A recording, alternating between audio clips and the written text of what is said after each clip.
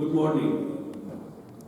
I understand everybody was tired last night and couldn't get up this morning, but unfortunately we have to start.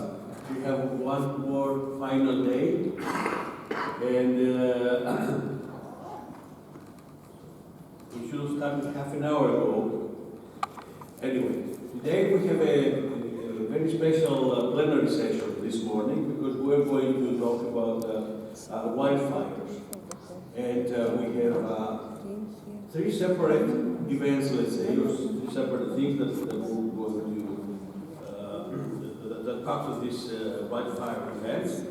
The first one is we're going to show you a short film called Ashes, and this shows the effect of wildfire here on Crete regarding some places on Crete that they have vineyards to make wine. And this film, Ashes, was made by a student from our sister university, the University of Crete, and has received several distinctions in the international events. And we're very thankful to Mr. John Voulgarakis for allowing us to show this film to you. And that will be a very good introduction to our main event, which is a talk by Professor Apostolos Voulgarakis, who is going to talk on environmental impacts of wildfires on global, regional, and local scales. And the third thing that is probably some of you noticed, just outside we have a series of photographs that various researchers all over the world have taken from wildfires, and this is something that we want to thank Apostolos here for allowing us to print these and show them. So it will be a short exhibition of these very, very interesting photos that was part of an event that we organized a few months ago at the Technical University of Crete. So we'll start with the film Ashes. And it is in Greek, but there are English subtitles. Yeah.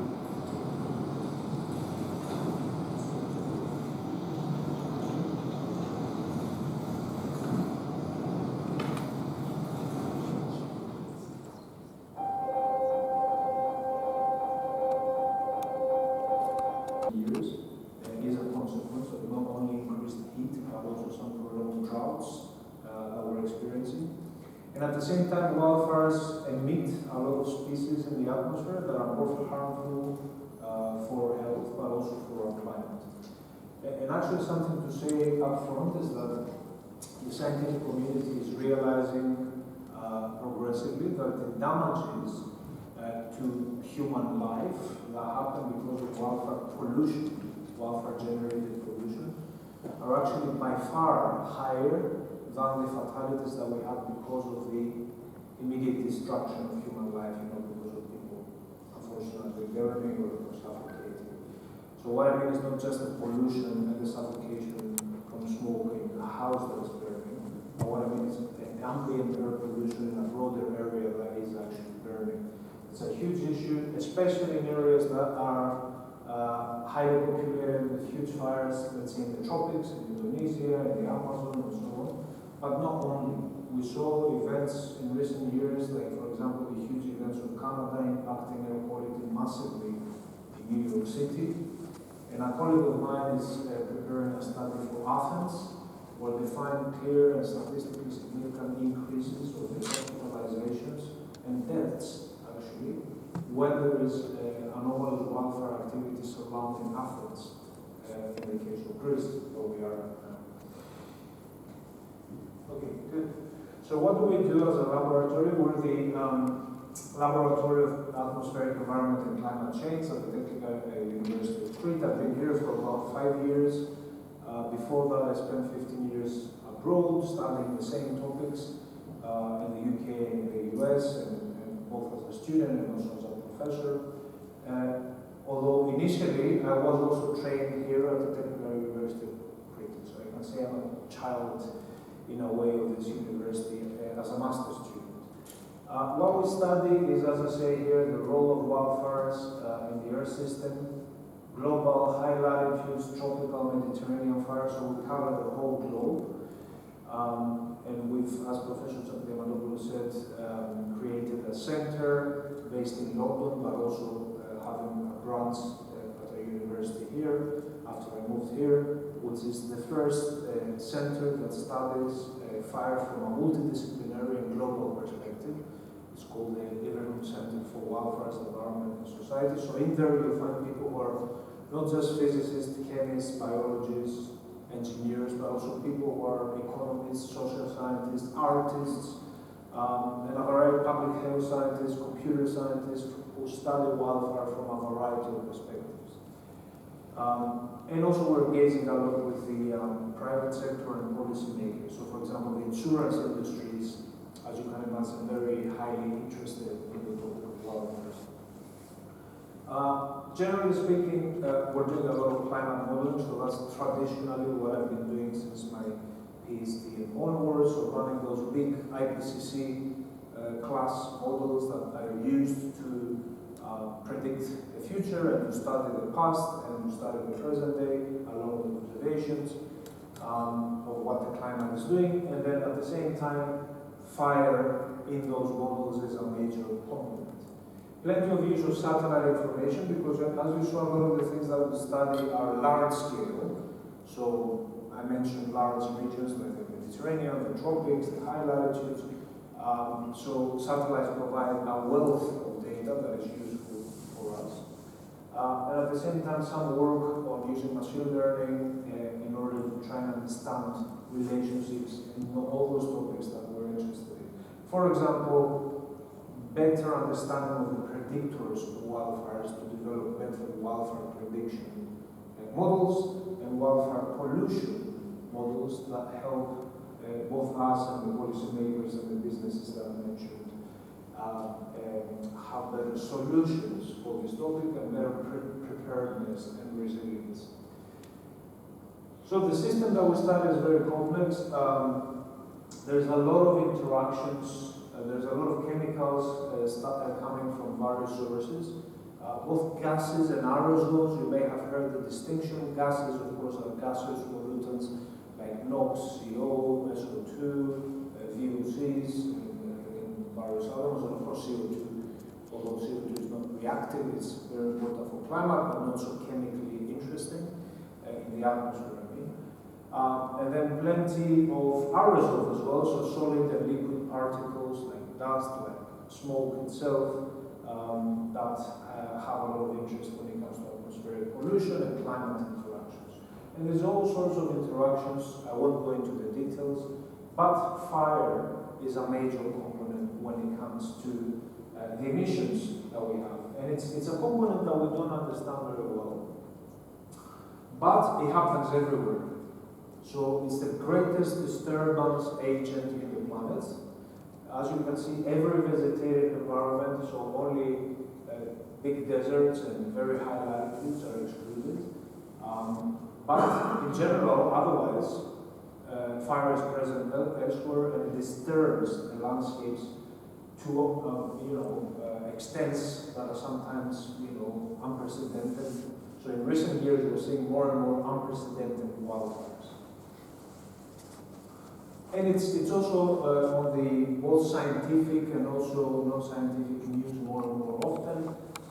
This is from some years ago when people started calling for, the scientific community and some big experts started calling or crying almost metaphorically for better models and better data on wildfires and on this topic. So that's something that we're trying to address as a team with our colleagues, also other teams, as a gap. These appeared in some opinion articles in Nature some years. And as I said, recently wildfire as a topic, intellectually, academically, scientifically, has become more of an elevated topic that people are trying to study because it's so complicated. Here in Greece, we have major destruction, and people who live here, but not only people who live here, people from other places, they will have realized that every year there's news that have to do with a big disaster happening somewhere in Greece. something unprecedented quite often. So, for example, we both have the largest fire ever recorded in European Union history in Greece in recent years, in Evros, a couple of years ago, which was massive and it destroyed an important ecosystem. Some of it is being regenerated now, like the vines that we saw earlier. Some of it not. There needs to be a lot of attention on how this area will be restored.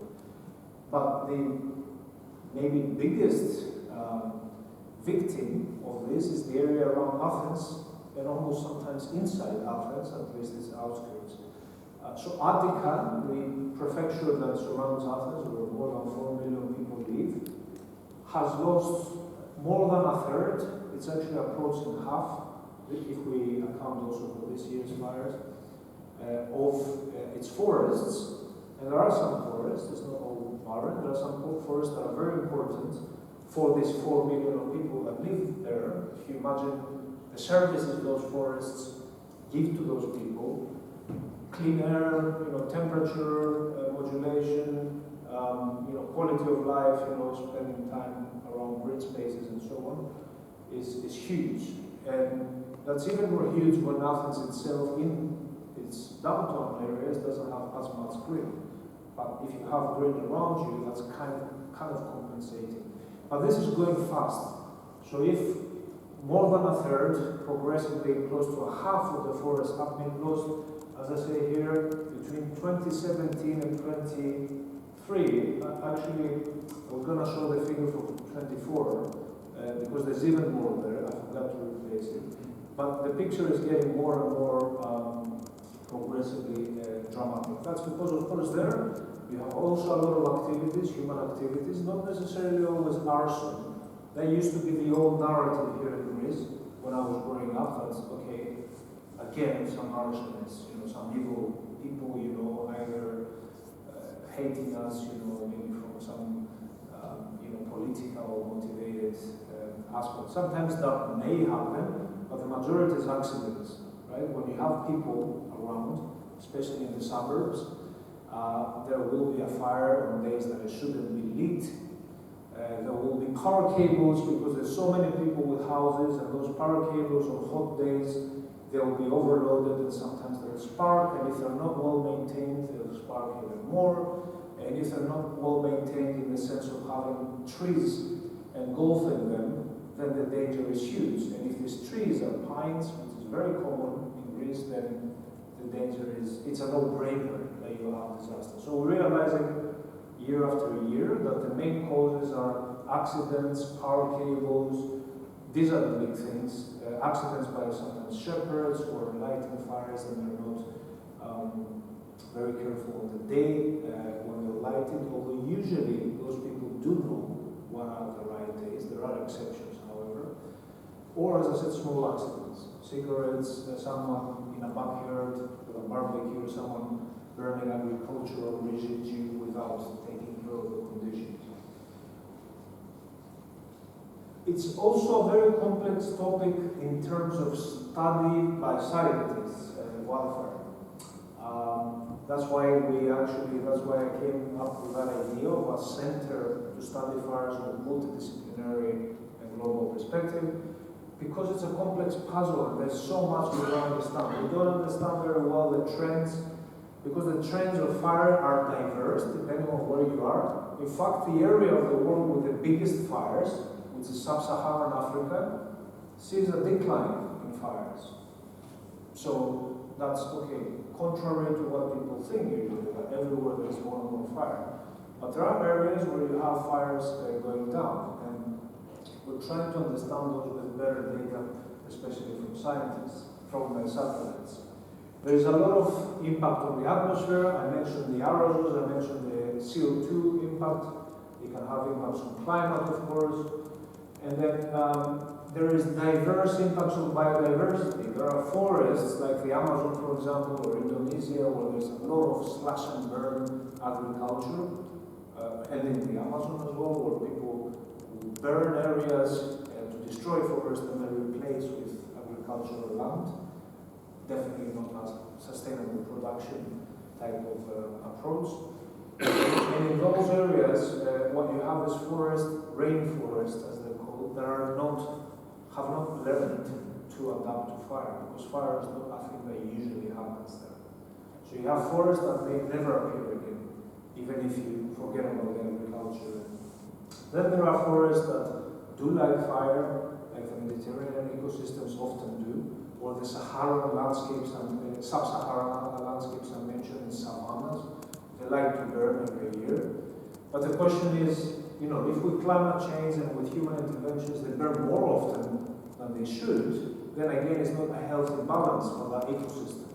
They may like to burn, but they may like to burn every 100 years, not more often. And they may not like the other extreme either, like suppressing fire too much because it's near houses and so on, and they have so much fuel so that then when there is a fire, it's hugely catastrophic because there's so much fuel and so much energy generated. There's a fine balance that we're trying to understand. And finally, people. I mean, it's a big thing. Areas in the world, especially in the developing world, they use fire as a major instrument to grow, to feed themselves, to have some financial independence, you know, as a country, especially in agriculture. But then in other areas, as I said, around Athens, for example, around California, around parts of Australia, or so many places where we have the wildland-urban interface, as we call it. So places where forests basically meet cities. There's a lot of tension in the sense that people definitely don't want fire, but then there's forests who do want it from time to time because they need it to regenerate, as the pine forest I mentioned. And then it's a very, very delicate question. How do you actually handle that? And that's why there are topics like prescribed burns that are starting to emerge, both in the scientific community and in the practice. Not so much in Greece yet, but eventually it will happen. So prescribed burns to thin the forest in some areas so that you reduce the fuel. And when a fire happens, it's not so uncontrollable and so destructive. We have a lot of economic damage. These are some figures just from the US. So what you have here is the most catastrophic fires up to actually, I think, 2020 or something.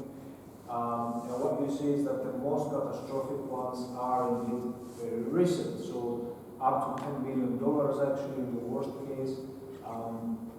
And so that means that there's a lot of cost by a situation like this. And of course this cost then makes it into the chain of sustainable production and consumption, right? So prices will be affected, the supply chain will be affected, you'll have a disruption that is not definitely healthy for a healthy chain.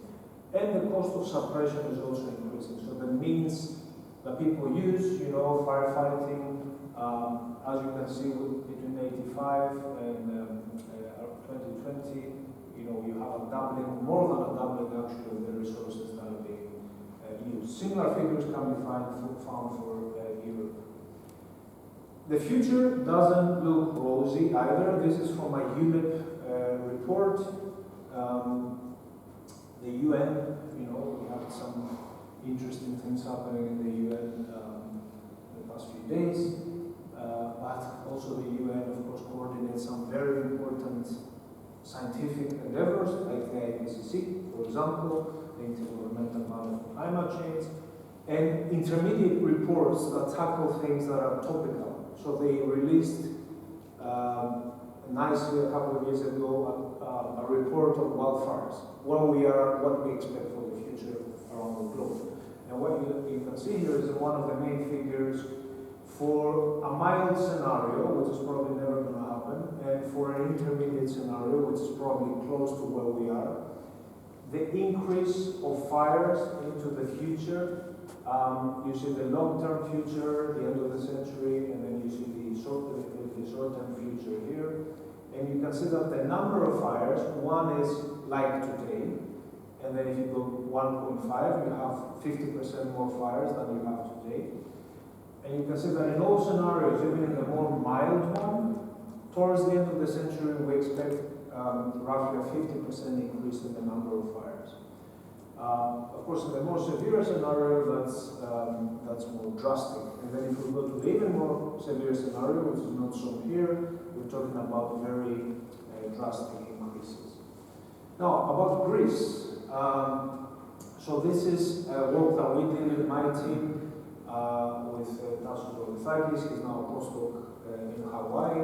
Very different place, or maybe very similar. I don't know. It depends on your perspective. Working on similar topics, but for the area there of what climate and fire interactions exist. This is work that we did as part of something called the National Network for Climate Change and its impacts in Greece, something that has been created in Greece in recent years, and we're part of the founding members here at the Technical University of Crete, where all the entities, not all the entities, but some major academics from around the country that work on either climate change or impacts of climate change form an umbrella network that then advises stakeholders and promotes the science of climate change. And the state, of course, advises the state. So we did work on how fire danger, which was mentioned also in the video, in the movie earlier, those indices, how a fire danger index may change in the future depending on the climate change scenario. So you see here the mild scenario, the intermediate one, and the drastic one. And you see the number of days for which, for a single year, there is expected to be a fire danger index that exceeds a limit that we think is critical, a limit above which we believe there is a high fire danger. Okay?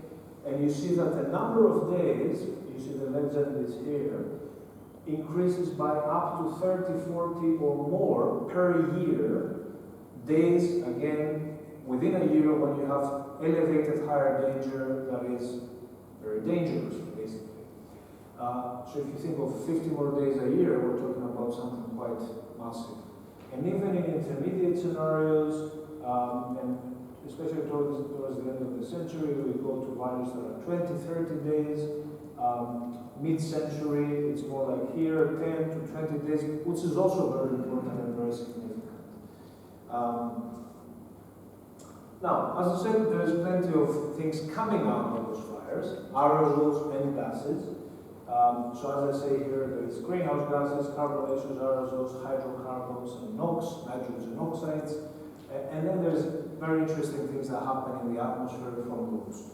But like creating tropospheric ozone, creating clouds, affecting both atmospheric chemistry and air pollution, but also affecting climate and meteorological conditions.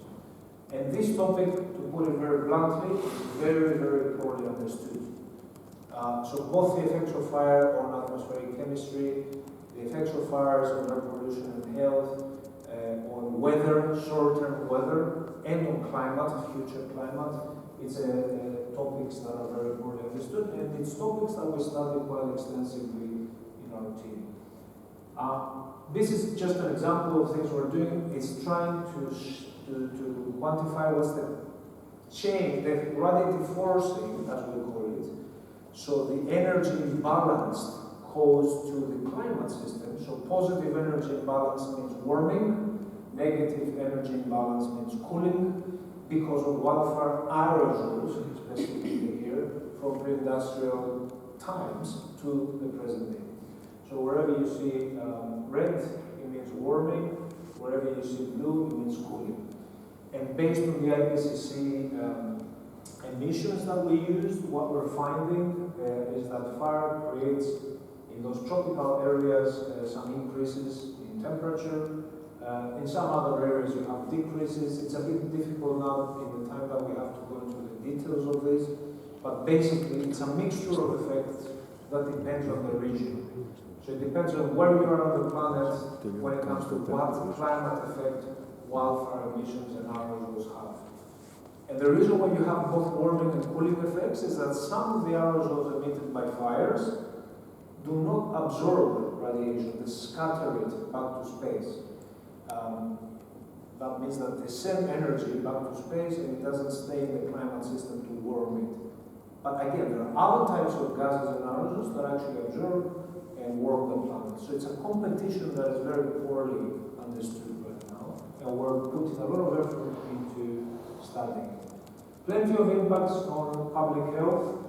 That's a study we did several years ago, but it's still quite current and influential. It was published in Nature Climate Change. We used two different climate models that also simulate atmospheric chemistry and air pollution.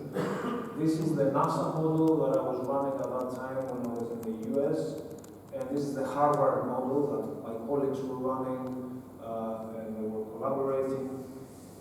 And what it's showing, let's focus on the bottom two, actually, again, NASA model and Harvard model. It's showing in years where there are El Nino events. You might have heard of El Nino. It's something that causes a lot of drought in Indonesia and a lot of rain in parts of South and North America on the coast. It's a big phenomenon that happens every few years, probably the biggest climate fluctuation phenomenon, not climate change, not a trend, but an oscillation, a cycle, right? That happens every few years on the planet. And when Indonesia has an El Nino, it can have a lot of fires.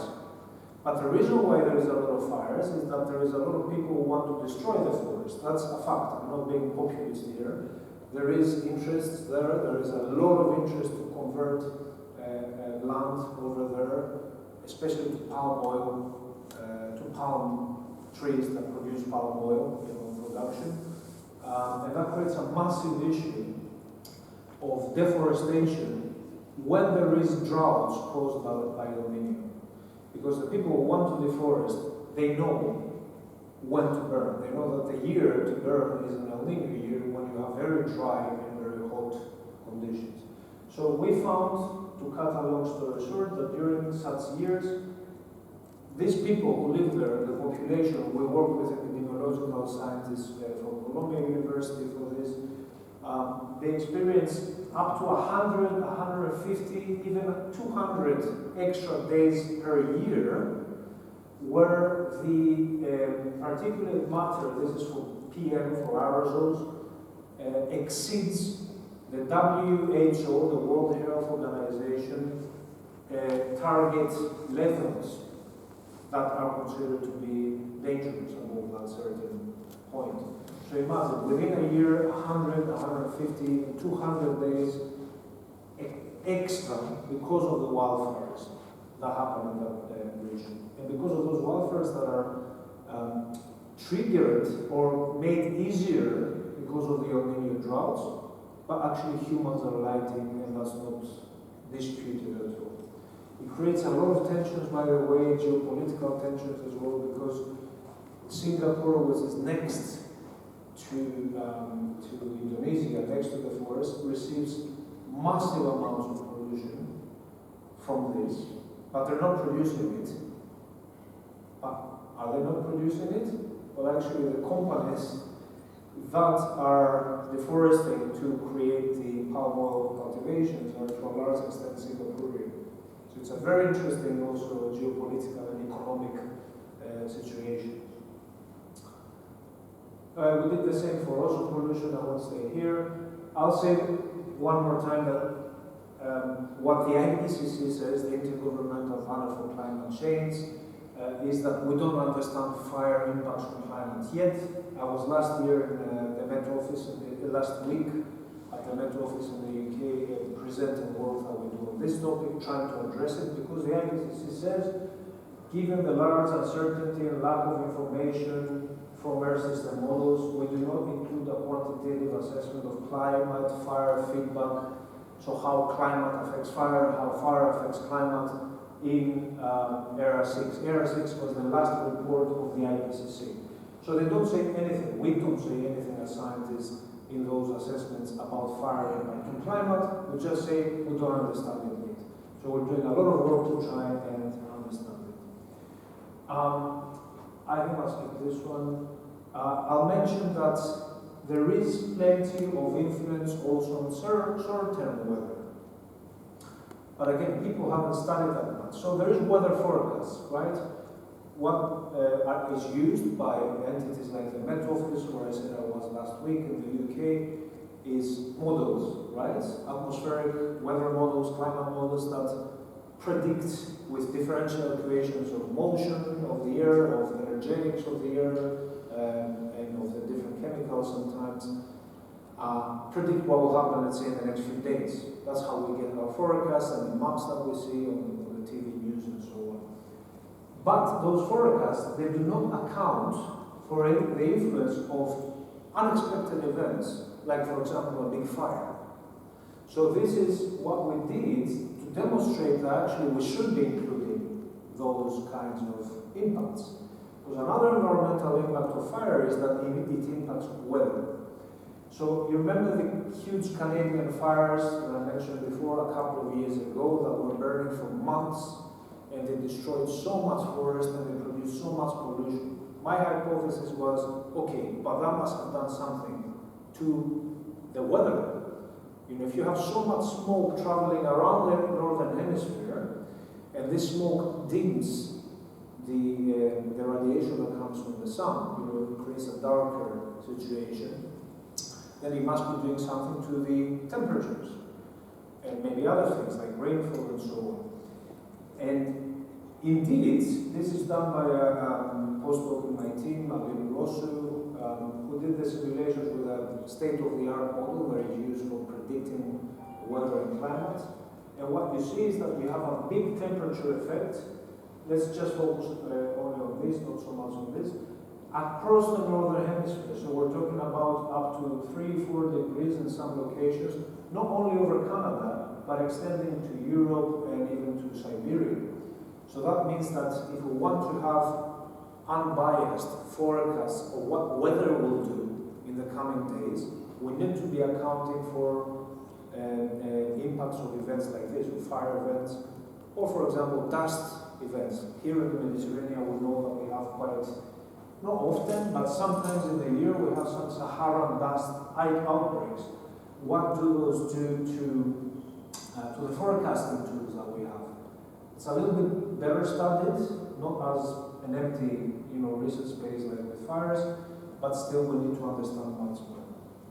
There's equivalent work that we did on another paper with Tassos, who I say is now in Hawaii, on how the big fires in Greece in 2021. Now we're doing the same for 2023 with other members of my team, how they may have impacted weather in Greece.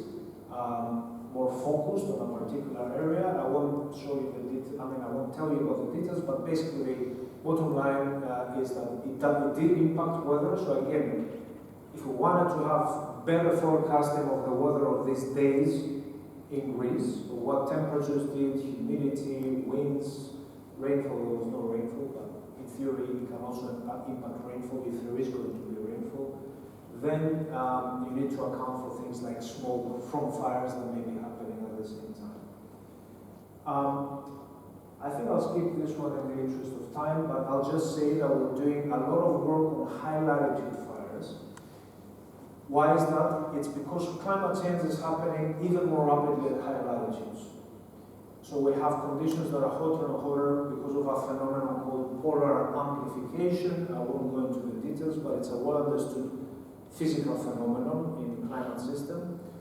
And the poles, generally the high latitude areas, they're warming faster. That creates more possibility for fires to happen in those high latitudes. Not just in forests, like in Canada that I mentioned, but also even higher, where you have tundra landscapes. And in those landscapes, you often have soils that can burn. It's dominated often by peat, and peat, if it is in the soil, if there is a high peat consistency, then it means that the soil can actually burn. It can burn for very long. It can even burn for the winter when snow is on top of it, and underneath you still have burning. This is why it's often very recently called zombie fires, because they die in the winter, you don't see them, and then when the snow melts in spring, you start seeing them again, because they're underground, basically. So I'm working with plenty of good scientists, including Dimitra Tarasi, who is in my team here, but also colleagues, Imperial College and other places, to try and understand those fires better and to try and predict what the future may hold when it comes to high latitude fires. Plenty of interesting activity as part of that, and plenty of interesting modeling that we do that predicts that in the future those fires are very likely to get worse, and we're quantifying and showing the areas where they may get worse. Now, fire has other impacts. This is work I've done with Apostolos Voulgarakis for my team that's already published, and it's something that looks at how surface hydrology and runoff rivers and the way they flow is affected post-fire. And the long story short is that there is effects that we found. There is more detail here, but maybe it's too complicated for now. The bottom line is that you can have diverse effects depending on where you are. We know the story, several of us, that from the mid-latitudes, from the areas we live, when there is fires and they destroy the forest, quite likely you have more flooding because there's no trees that will hold, much of the moisture into the soil that will allow it to flow more uncontrollably. That is indeed what we're finding for the mid-latitudes. So what you see here is that there is increases, that means positive changes post-fire. We studied a lot of, it's the first study that looked at globally this effect. But then there are other areas like boreal areas where we see the opposite effect, and it has to do with other mechanisms. Like, for example, the fact that because we lose the canopy of the trees, there is more solar radiation that goes to the ground, and it creates, through various processes, physical and chemical processes, a more active hydrological layer, along with the litter that falls from the trees after they burn. And that means that there is a layer, a new layer generated that can actually retain some of the moisture when it rains. So you actually have the opposite effect then of decreased runoff of rivers.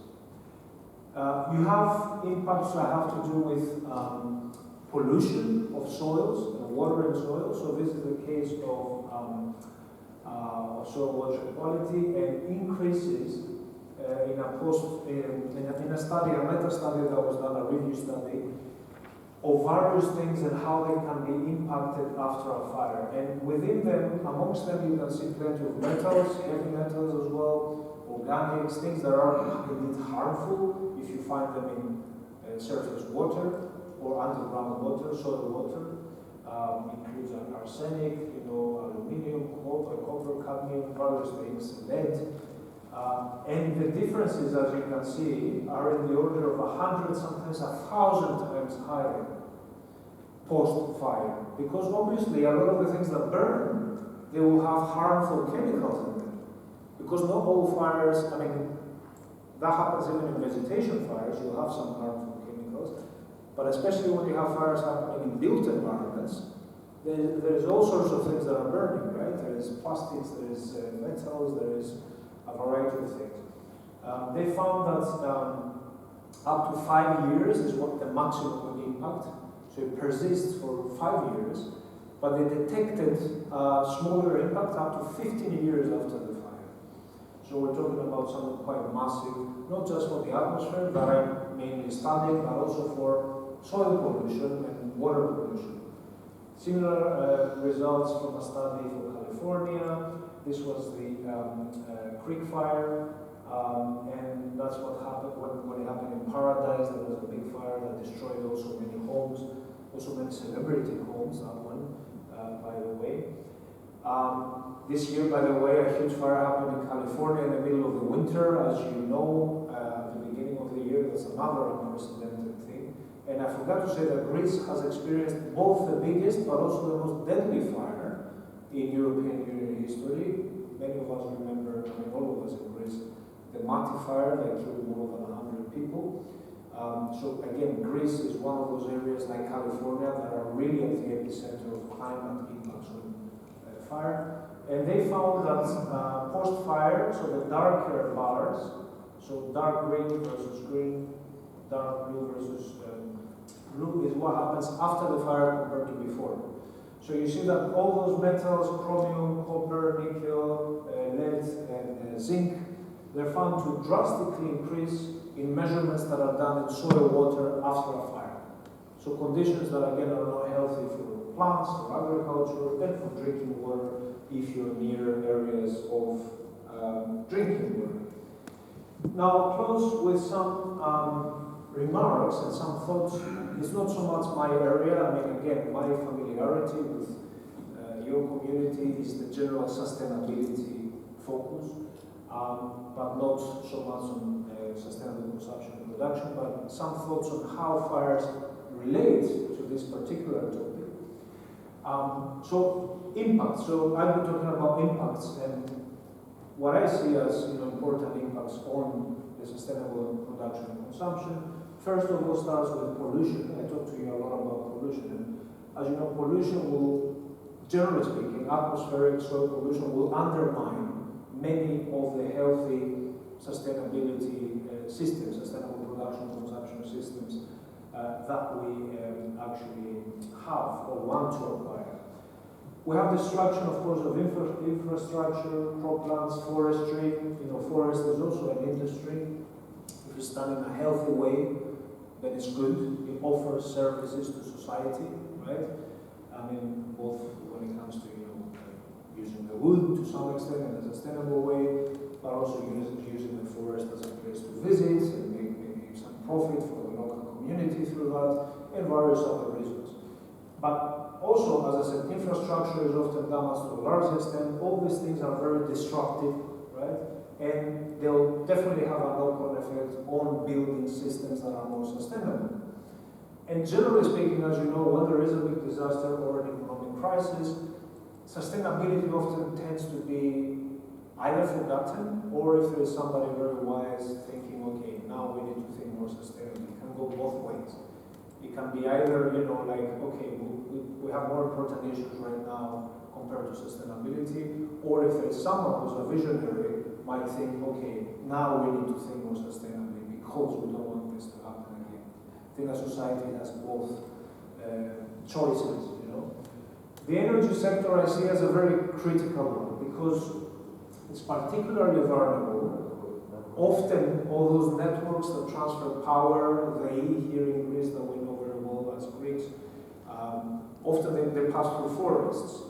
So what that means is that there is, and very remote forests, so that means that these networks may be damaged by a large wildfire, and then there's a lot of money that needs to be put in to restoring them and putting them back into action. And at the same time, they're held accountable more and more. So there are companies that have gone bankrupt in the past, especially in the US, because of big fires that they actually caused, because of the not well-maintained power cable networks. So that's another big thing. If you have a company that is part of a system, maybe a healthy system, transferring energy that is sustainable, maybe, but then held accountable for a major environmental disaster, that's very disruptive for a sustainability chain that you may have wanted to create. And what's the role now of sustainable consumption and production when it comes to tackling fires? Maybe here are some thoughts. So first of all, we often hear about sustainable agriculture and farming, regenerative farming. All these approaches nowadays more and more, because I'm talking a lot to agricultural scientists and social scientists, they take into account fire in their planning, especially in areas like the Mediterranean, but not only. It's important to think of fire as a possibility when you're designing a sustainable system, but also maybe as a tool. So quite often, people learn from indigenous communities also in the tropics that if you use fire to some extent for some small-scale management of your agricultural landscape, the way that traditionally it was done, you may end up with a management of a lot of fuel that then would either burn if it was just left abandoned to accumulate over the years, and then lead to catastrophic fires that are much faster to spread, much more destructive, much easier to destroy homes, and much more pollution into the atmosphere and into the ground. So that's something that is very central in the wildfire science discourse. Should maybe our agricultural systems and our rural communities go back to designing their landscapes and their practices with fire as something that they have in mind as a potential disaster? So we do things to mitigate that, create fire breaks, not have road networks that are carefully designed to break the possibility of a fire, but also maybe use fire to some extent. Preferring products that have certification, so that's very important. So for palm oil, for example, that I mentioned before, there is certifications, and hopefully they're done in the right way, that this palm oil, for example, is produced in a sustainable and fair way. There's the same for wood and for other things, so that protects forests from the aggressive kind of agriculture that I mentioned earlier, which then promotes wildfire. So if we prefer products that don't associate themselves with this aggressive slash and burn agriculture, especially in the tropics, then that means that we prevent, there's no encouragement, let's say, for a lot of those fires to happen. And remember, not all these fires are controllable. They light them and then they let them burn for ages. They become uncontrollable. And then sustainable energy, that's the last message. I told you that at my core, I'm a climate scientist, atmospheric scientist, so I go back to climate because a lot of the wildfire problem comes from climate change. And therefore, one way how sustainability and sustainable production and consumption systems can enter the solution of the wildfire problem is indirectly through, of course, influencing a better and more sustainable climate future. So if we have sustainability, sustainable energy production penetrating more and more, that means that we'll have a mitigation, of course, of the temperature problem, but also all the knock-on effects that amplify fires, like in the case of droughts, for example, in Greece. We're having the third year of a continuous drought, and there has been attribution studies that show that without climate change, this would have been much less likely. My last message is basically that controlling climate through more sustainable practices, which of course involves sustainable production and consumption, is another part of the solution to climate change.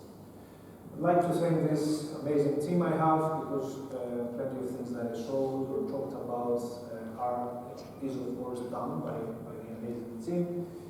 And finally, thank you for your attention.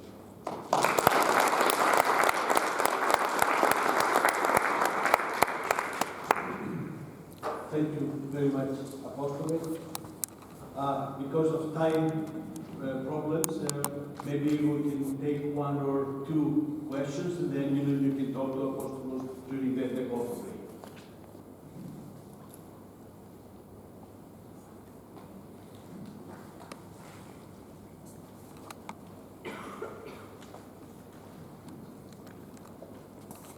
Thank you very much for a very nice presentation. I have three questions in one question, so maybe I will have time to put all of them. The first of all is if we come back to the slide where was presentation of the soil water. Yeah. Because there is information about this what was before and after or during. So my question, the first question is about what was the time between the measurement? If we compare something, so when we made the first research, and with which data it was compared. And the second question will be, because I was really surprised that there was a temperature that was compared. So how it to be, we compared the temperature of the water, of the soil water, before, it is not, yes, this is one. The fourth of this fifth one is the temperature. So this magnitude value means that what exactly was measured. So the first question is just which period of time is taken into account, and the second is about the temperature. Thank you very much. Thank you. First of all, to say that this is not something we've worked on. It's a work that other people have done, because we primarily focus on the atmospheric and climate effects. Just a review study, and from what I remember from the review, so first of all, the period that you're seeing here is what happens on average within 5 years after the fire, so post-fire. I mean, we're not talking about a single fire because this is a review and it refers to a collection of fires. So this is an integrated effect over the next 5 years of the fire. But they also say, that up to 15 years there are detectable effects. Now with the temperature, I'm not so sure, maybe a soil scientist could confirm. What I've done myself sometimes in smaller projects that are not so directly at the center of my research is measure soil moisture with sensors, that you put in the ground and then they measure soil moisture. I assume there is something equivalent for temperature, but I'm not so sure. Others, I'm sure, might know better. That's what I assume. Yeah. One more? Okay.